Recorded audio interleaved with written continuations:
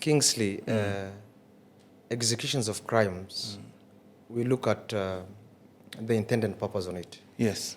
And the specific setup why healthcare can be a very good environment to execute individuals of interest is... What comes top of mind when you're talking about hospitals, clinics? Your guess is as good as mine. It's a place for healing. However, beneath the surface lies an array of security concerns. A hospital can be an environment whereby crime can occur with less response, but can have a very big impact even to the concerns of patient safety, even on a business perspective, and on a high scale, it can even cause mass death. From patient data breaches to misuse of emergency response services, quack doctors, and to more alarming issues like fake pregnancies. The OR is a very critical area. And if you ask me today, if I was the CEO of an hospital, I will set up a surveillance system in the operating rooms. The critical question would be, how can we protect the safety and security of healthcare workers, patients, and the infrastructure of healthcare facilities? If I'm having a clinic there, I need to take responsibility of who works within my environment. Yes. So you need to create a security culture, an environment whereby see something, say something, and security is everyone's responsibility. Yes.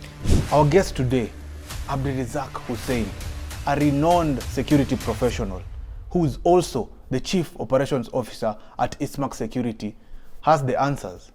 If you're in the MRI, for example, and somebody, as I told you, it is hacked, and somebody is in the MRI machine, that machine can be used as a weapon against that patient.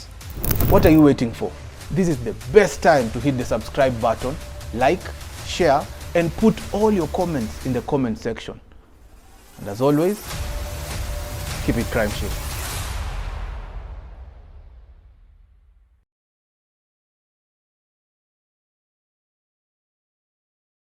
Are you in Nairobi and you're looking for a place where you can just focus and work? Look no further. Wojo is the place to be, where you can come as a team, come as an individual, and get yourself a space where you can focus and go on with your daily routine in terms of productivity. Wojo offers an array of office spaces and ample time where you can also network with your peers. Wojo is located in Upper Hill at Mercure Hotel, 10th and 9th floor. You can find their details on the screen below.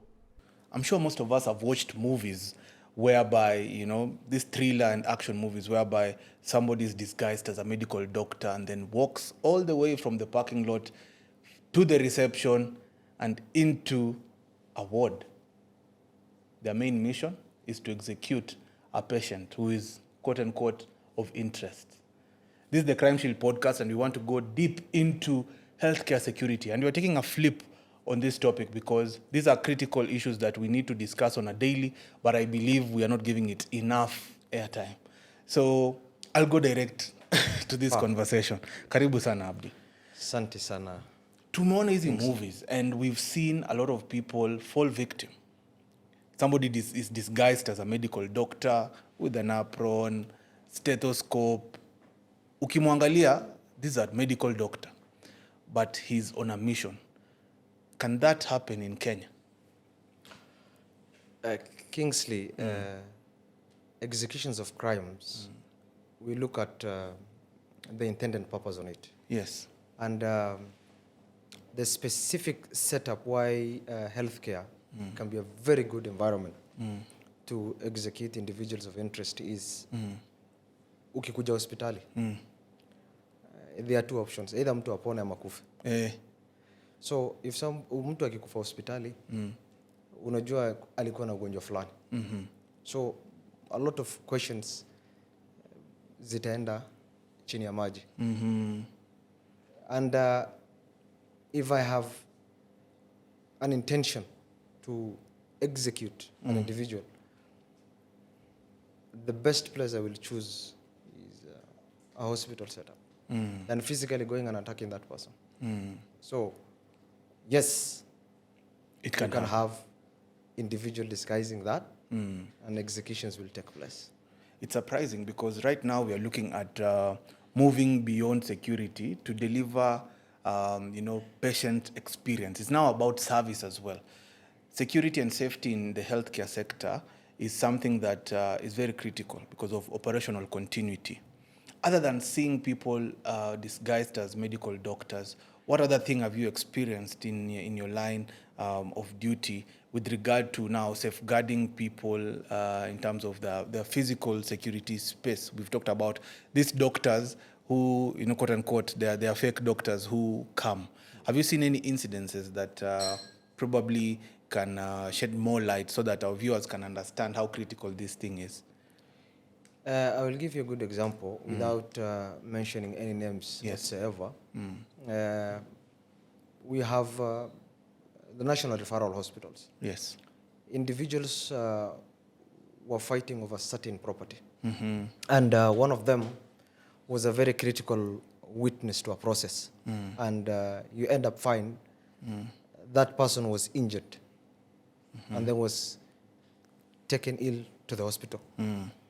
And because of the kind of vital information maybe he had, whether as a witness or even to the transactions, the cause of transactions, granting that guy an opportunity to live will dismantle an entire system that was there. So yes, an execution was planned, and it was executed. And that person ended up being silenced on an hospital bed. You know what people don't understand is that the healthcare security is all about three things. Confidentiality, integrity, and availability of the kind of service that people require while at the healthcare facility.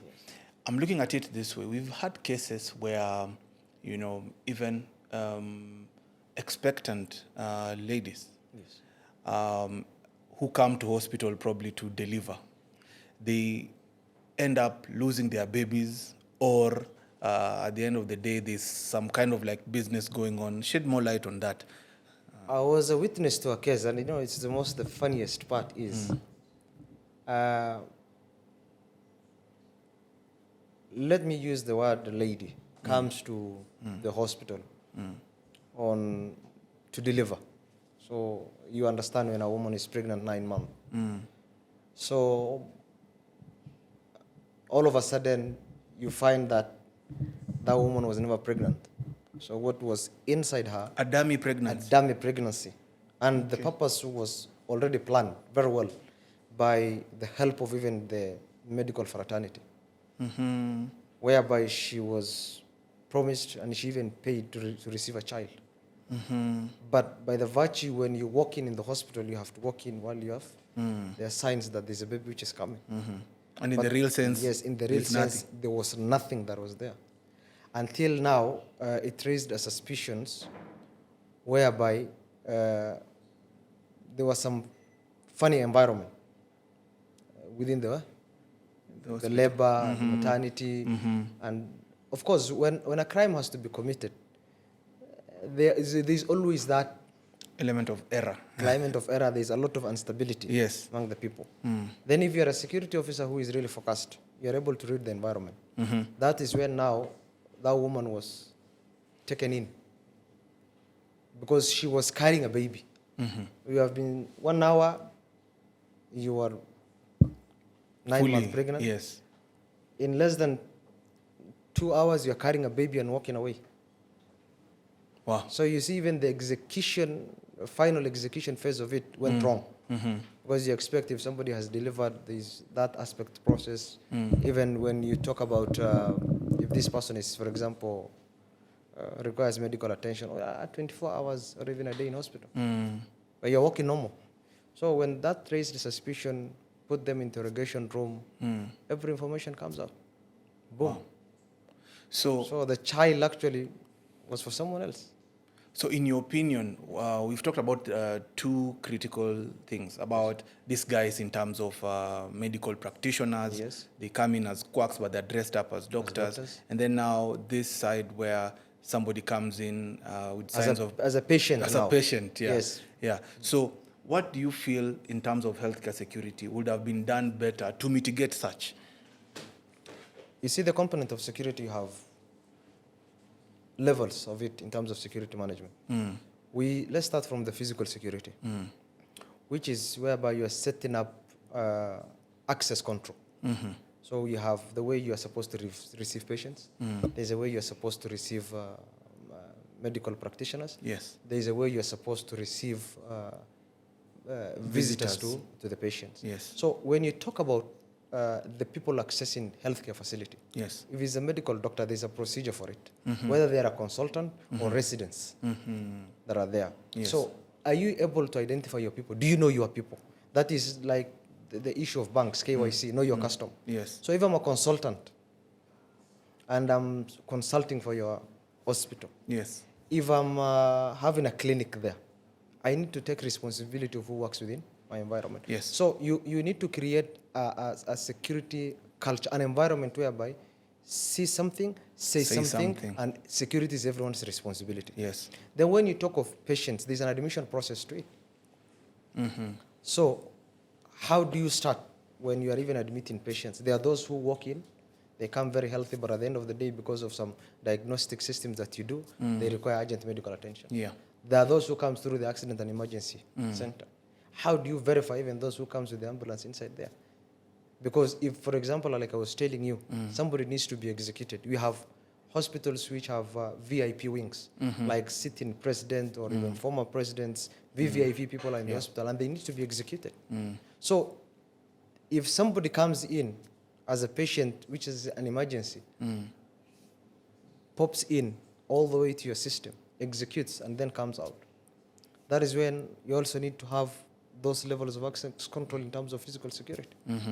So a hospital can be an environment whereby crime can occur with less response, but can have a very big impact even to the concerns of patient safety, even on a business perspective. And on a high scale, it can even cause mass death.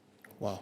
Yes. You've brought a critical point in terms of how these hospitals are accessible and to everyone. Speaking for those who are patients, and we've seen some elements of medical negligence, whereby we've read in the papers or even seen on TV where in the operation room, some medical equipment is left within the body, or probably there's some steps that were supposed to be taken by these doctors, but they weren't taken, and things like that. Shed more light on that, let's hear.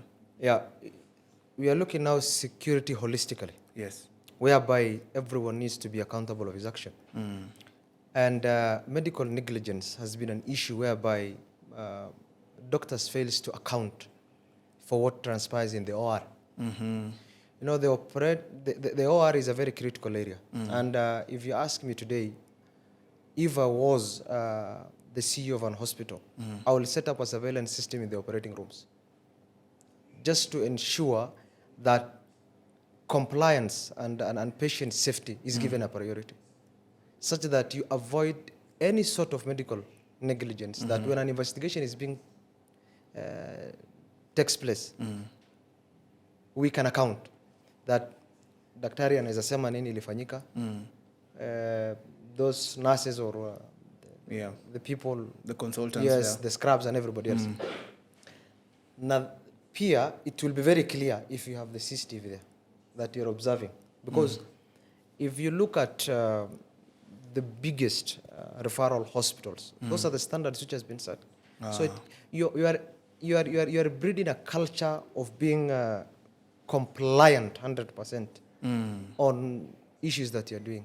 There's no room for errors. You're trying to create, and all this comes in as a component of security. Yes. We've shed a light on what is required in the operation rooms, and we've seen that we are now sensitizing people to change their culture and be more self-aware of what goes on in the hospital setting.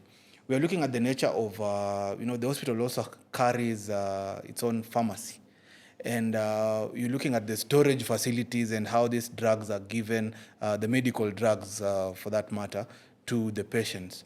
How critical is safety of those drugs? Because I don't know if we are there yet, and How shed a light? How can we make it better? You see, there are drugs which are controlled.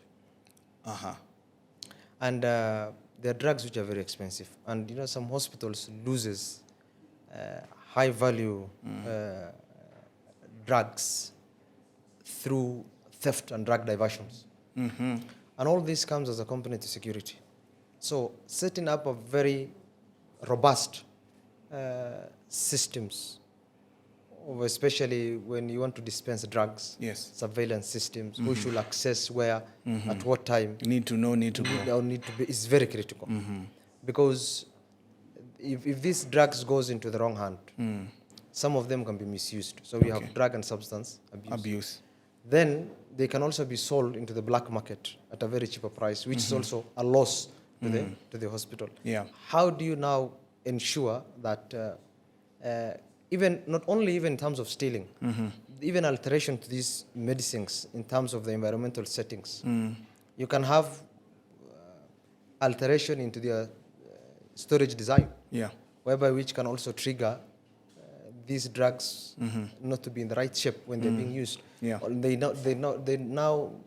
are no longer drugs, so they even become a substance to destroy someone's life. Become a poison now. Yes, they become a poison. So at the end of the day, cha muhimu ni hospitali, usalama wake ni lazima itiliwe maanani. From the way we have discussed, that, for example, even we are talking about patients that are being in the wards. At times you used to find patients' names were being displayed on the wall, isn't it? But of late, it is not important you do that. You can write even an abbreviations. Or so a number, yes, like that in the room, banks. Yes, so that in the room somebody is not known to be there. But if you write Abdi Hussein, level 5, room 318, for example. So you see, you're also creating an environment that is not safe for the patient. You've brought in a very critical point again, because we're talking about data and information of these patients and how well they're supposed to be stored. Globally, we have the GDPR that really underscores the importance of protection of data. And to some extent, you can find that this critical data, the medical data, I think it is covered under HIPAA, HIPAA, which advocates for confidentiality of critical information with regard to patients. We've seen cases where information about a patient can be used and manipulated to blackmail. We can see some people, somebody can access your medical information, and at the end of the day, this particular person comes for you at your weakest point, when you are most vulnerable. Have you experienced such in your experience? I think the Constitution of Kenya, Chapter 4, the Bill of Rights, states the aspect of right to privacy. And it's a milestone for Kenya. In 2019, there was an Act of Parliament which was passed. And it's the Data Protection Act of 2019, which is now being implemented through the Office of the Data Commissioner, headed by Immaculate Kasait. And today there was also a circular by the Kenya Medical and Practitioners Board, which now requires every health institution to implement. Even clinics? Yes, certifications for data handlers and data processors. Why? Information is power.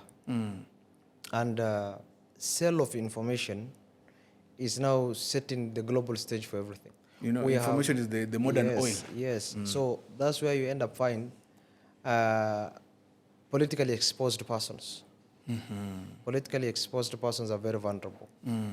And such kind of information, if you don't have a proper network security or a system to protect the information of your patients, you end up finding it goes to the wrong hand, and it will going to be misused. So at times you find it's being sold to the highest bidder. So if an entire nation, the political elites. Health information is in the hands of, for example, a country that is maybe our enemy. What do you think will going to happen? You're very vulnerable. Yes. Wow. That is with regard to cyber, and how prepared are we as a nation when we look at the cyber threats? Because you've highlighted sensitive information that can be misused and manipulated to, be used against somebody of critical importance. Can it also affect the common wananchi in terms of how they transact their day-to-day? Because, as you said, information is power. And how can they now prevent that from happening from a personal level to now the institutional level? Shed a light on how we can mitigate this threat of information being shared inappropriately. You see, cyber hygiene is a very critical component in data protection. Yeah. And majority of the people, sometimes you're not aware if you have even exposed yourself to data theft. Yeah. Because there is the aspect of social engineering which is taking place. And majority of the people do not even understand what they're dealing with in terms of the cyberspace. So I think the government of Kenya, as a nation today, Kenya, we are not short of policies. We are not short of policies. We have the best. Yes, actually there was a critical infrastructure regulation was passed recently, which now requires identifications of critical assets. And measures need to be put in place. There was even, it also recommends having creation of the Office of Chief Information Security Officers for protections of data. The data. Because everything we are using today, including medical equipment, Yes.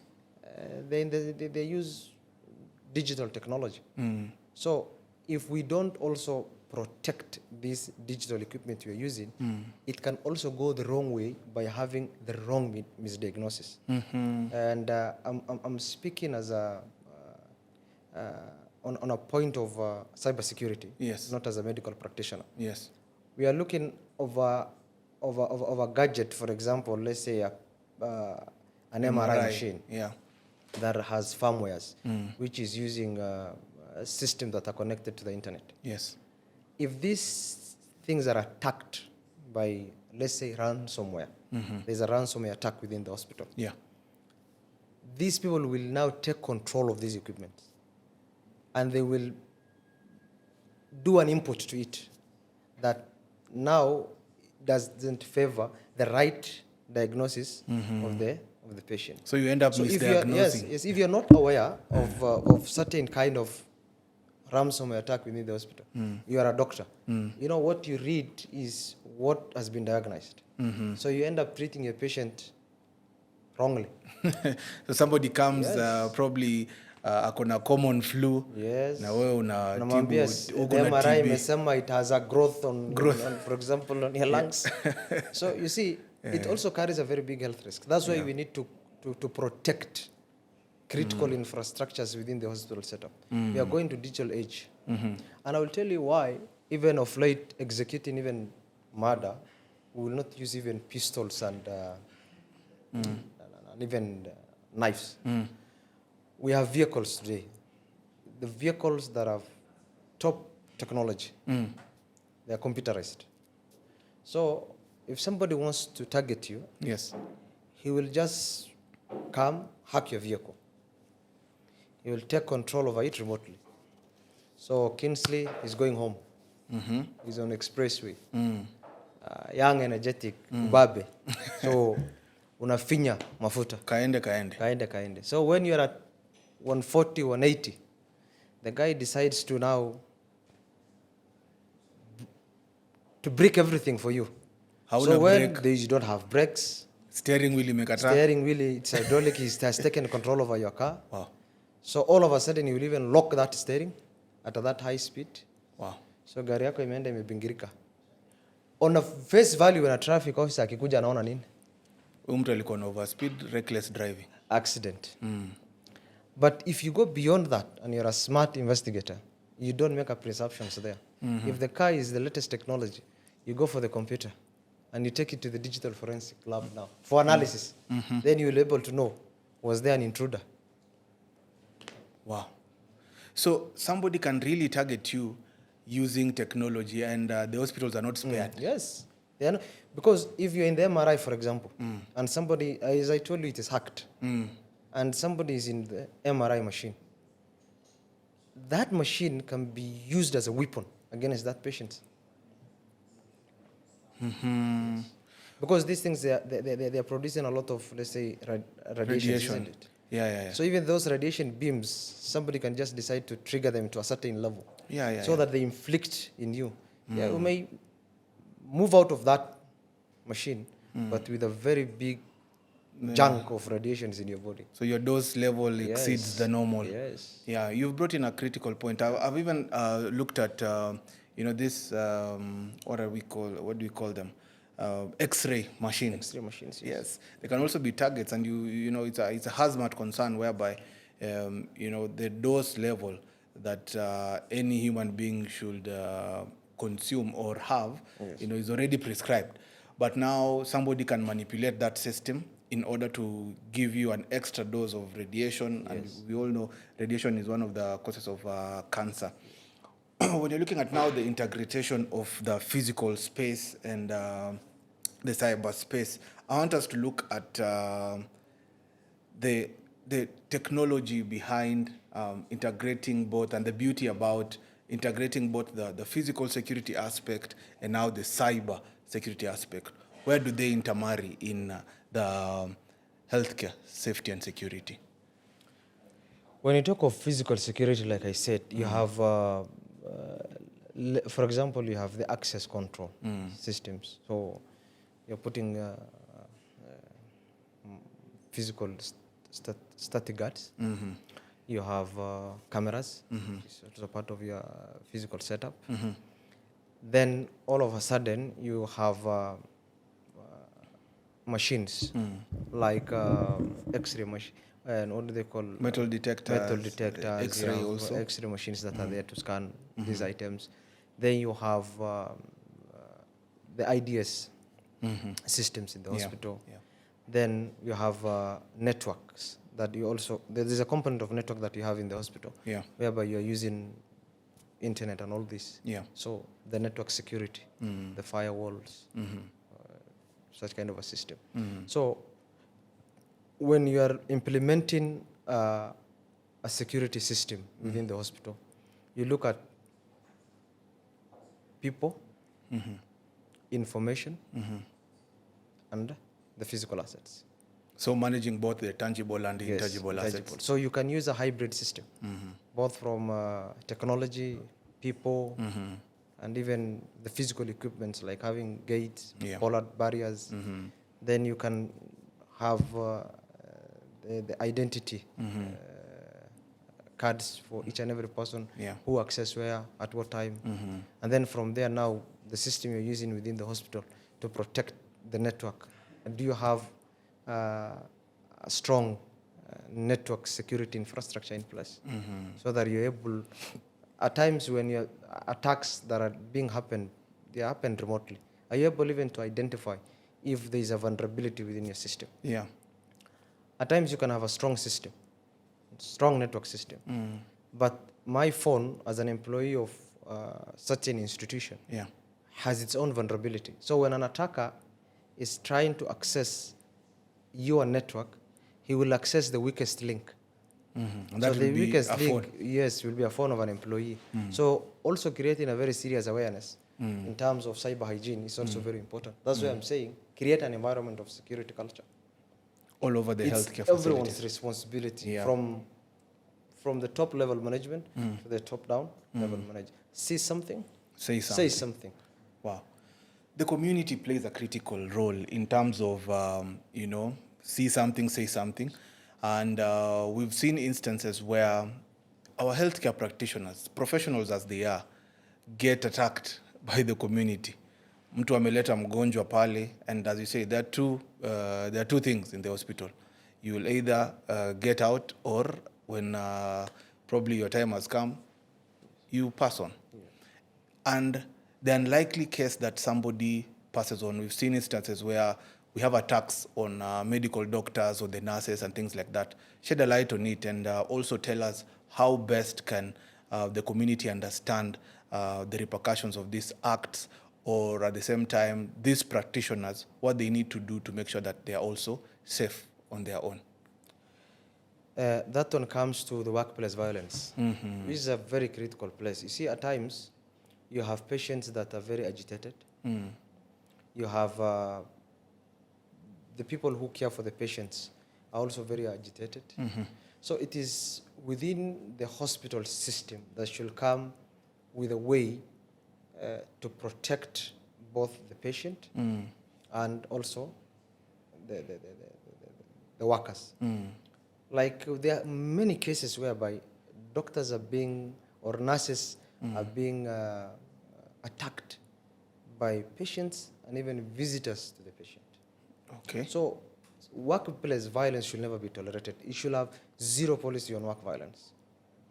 And also, you should also have a system that protects the medical doctors.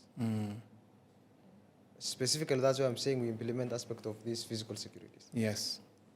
CCTV surveillance, that we are able even to prosecute if anybody does that one. And you also create awareness. So when patient comes in to the hospital through the admission processes, the way you are going to implement certain standards will also discourage workplace violence. Yes. Okay, so it's about engaging the community to understand their role as individuals. Yes, as individuals. That's why you display rights of patients and what do you expect from the hospital to do for you, and what does the hospital expect from you. Yes. So you draw the line. As a patient, what is expected from you, and your expectation that you want from the hospital. Looking ahead, Abdi, I want us to envision a scenario where we have, everything set. How will it be? What kind of facility? And I'm speaking to the people who probably want to have a facility, a medical facility, in terms of safety and security. What is an ideal healthcare facility? How does it look for you? First of all, you cannot live without security. And for you to have a healthcare system that works very well, you must have a working safety and security department that operates within the law, that set standards in terms of doing risk assessment, security management plan, implementing security procedures that are there. Because for you to have a proper service delivery, you must have a standardized way or a standard level of protection within the healthcare setup. Okay. So having a security management plan in place within a hospital setup is very critical, from protecting people, information, assets, all of it, name them. Because at the end of the day, if you lose even one patient due to too much to negligence or as a result of insecurity, it will not be good. For example, if somebody is in a bomb justice, mtu ameandamwa, like at times you end up find in Kenyatta hospitals, the street boys will come to the accident and emergency area. They want their guy to be treated. So you end up find they will come with hundreds and 50 of them.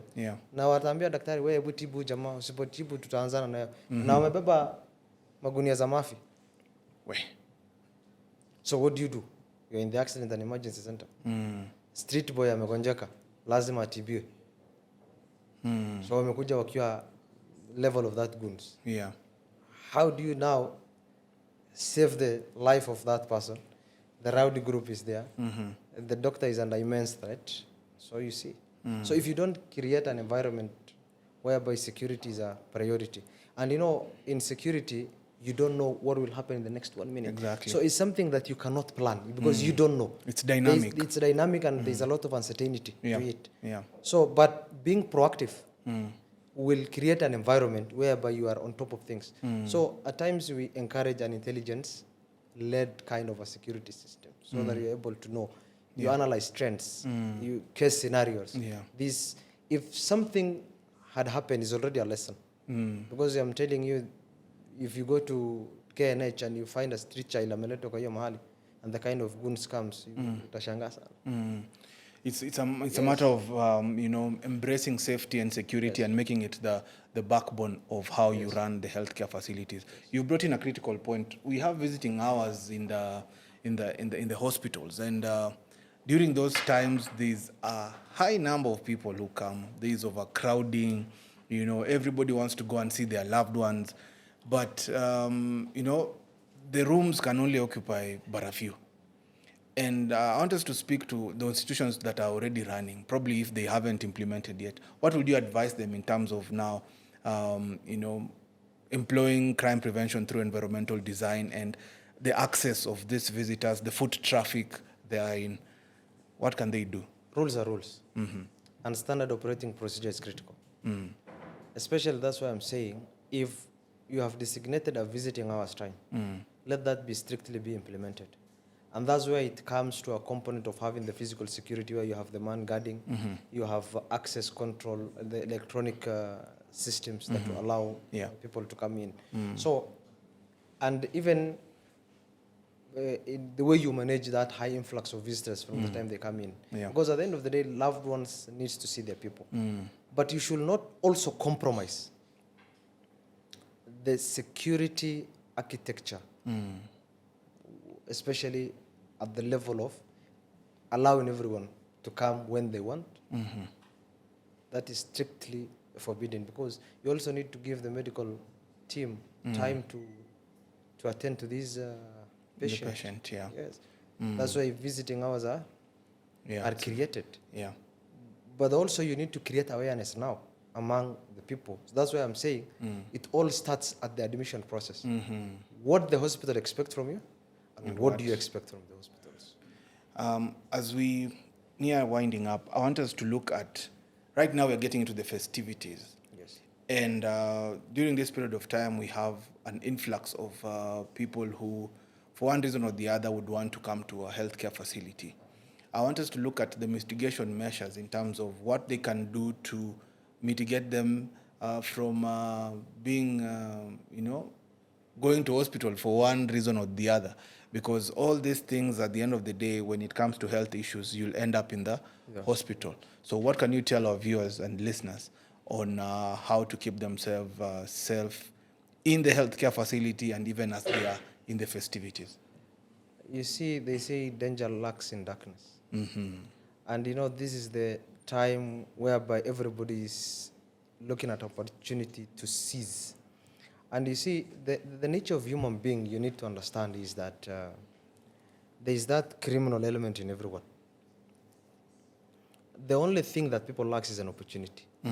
So when an opportunity knocks, if this person had all that criminal element in him, of course he has already planned it in the head. The only thing is now the actor's rails, so he will execute it. And we have seen as a trend normally during this festivity season is where the crime rate goes up, especially phone snatching, because people wants to go and celebrate. You have homes being broken into, like you have people who have gone for holiday. There's a high influx of people going to the coastal regions. Yes. Then you have accidents everywhere. So mine will be stay clear head and know your limits. So if you are leaving your home, make sure you have secured your home even through surveillance systems. You have alarms in place so that you're able to know what happens at home. If you're on the road, be on the lookout. At times you may not be the wrong person, but you end up finding there's another individual who will just decide to create mayhem for others. Yes. So it's about situational awareness.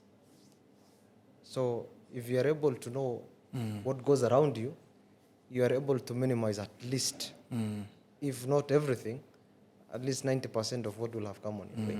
Yeah, I brought it up Yes. because we usually have for those of viewers who also engage in drinking and things like that, there is a high tendency of them self-medicating. Yes. I'll take this for my headache and things like that. Those are things that I have also observed that will probably make you end up in hospital. Yes. So that kind of responsibility lies with you.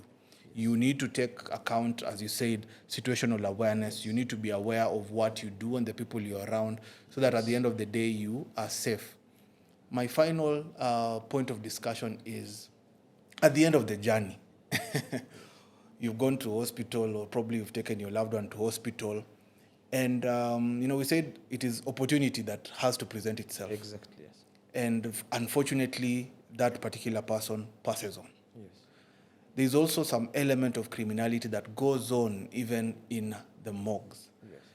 We've seen elements of criminality in terms of the emergency response services, that is the ambulances, Yes. ferrying, contrabands or illicit stuff. Shed a light on that as we wind up. I will actually give you a good example. We had a recent case, I don't know if you have read it, that, what do they call, pathologists are doing, harvesting the body organs of human beings. Yeah, at some point I read At some it. point they're Yeah, there. yeah. So you see, hospitals, at times, so many funny things happened.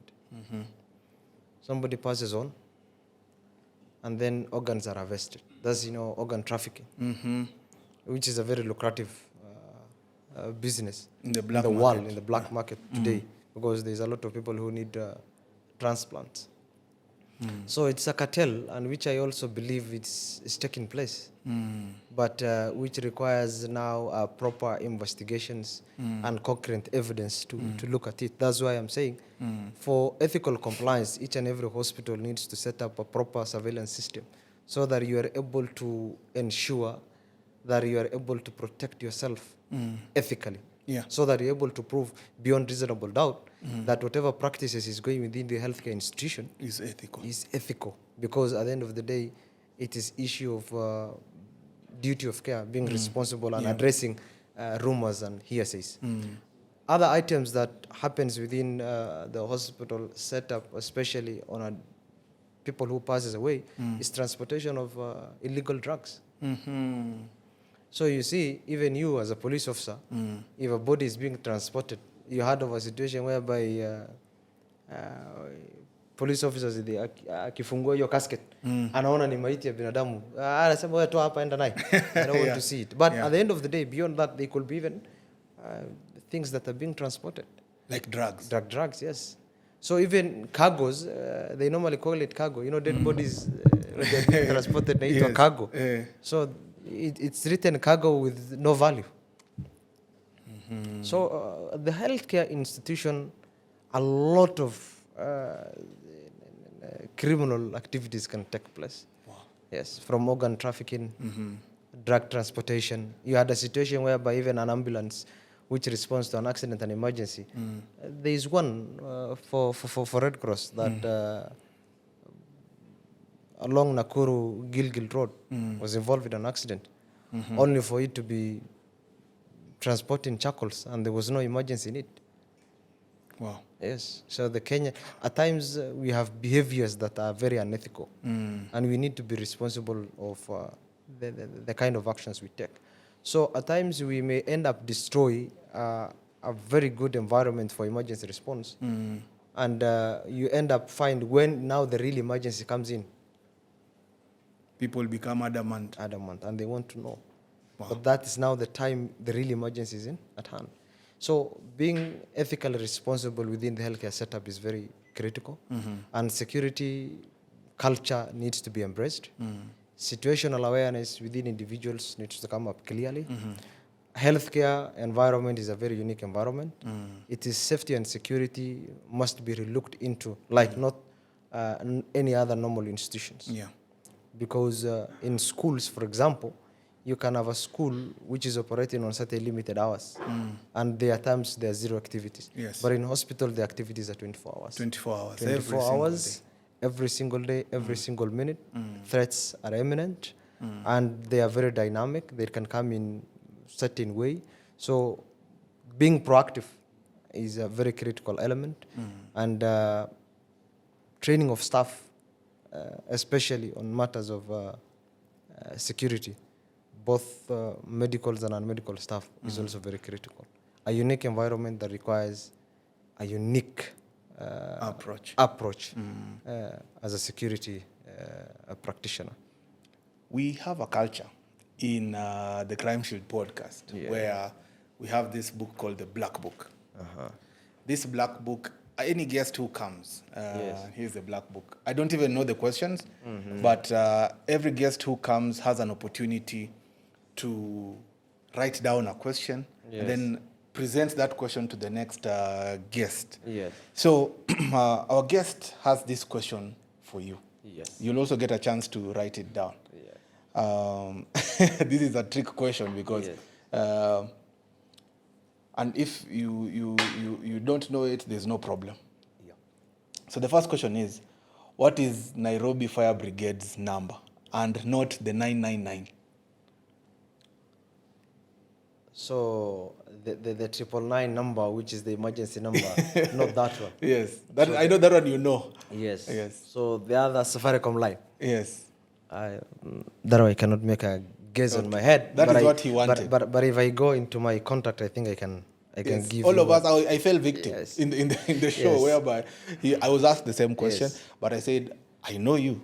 So both of us know the people. If I show you my phone, I have the head of what do they call? Let me just show you. That is where we all fall victim. Same to me. So at least I'm not alone. You see, it's written there. That is. That's the guy who heads the. Yes. It's always on my dial. It's on the. I'm saying it's even an emergency contact. Yes, it's an emergency contact, so it's on my dial. So if you watch the episode, you'll get that number. The last week's episode. I think it's popping up this week. And then the second one is, have you ever done a home fire drill? Home fire drill? Yes. I will be lying to you if I say I did it. But I did fire emergency drill that was joint within the healthcare setup. Wow. And I think if you are aware, I think 2 weeks or 3 weeks ago, we had one at the Nairobi hospital. Yes, I saw it. So we participated at institutional level, but not at home level.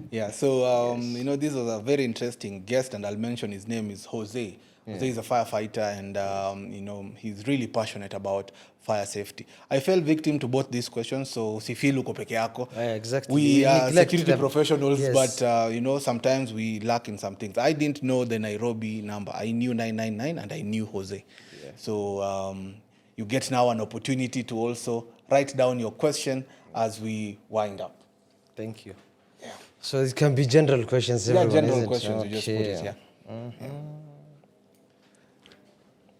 So as you do that, I'll be winding up the program. You've heard it from the expert himself.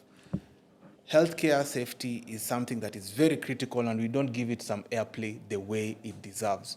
So join the bandwagon and enhance your awareness on what is required of you as a viewer on matters health, safety, and security. You are also equally responsible to ensure your safety. We've talked about situational awareness.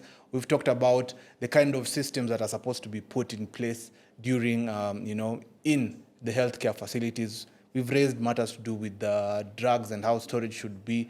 Don't self-medicate during this festive season, and many other things that we've discussed in this podcast. This is the only place where you can find real-time information on matters safety and security. And it can also be a good reason for you to hit the subscribe button, because why not?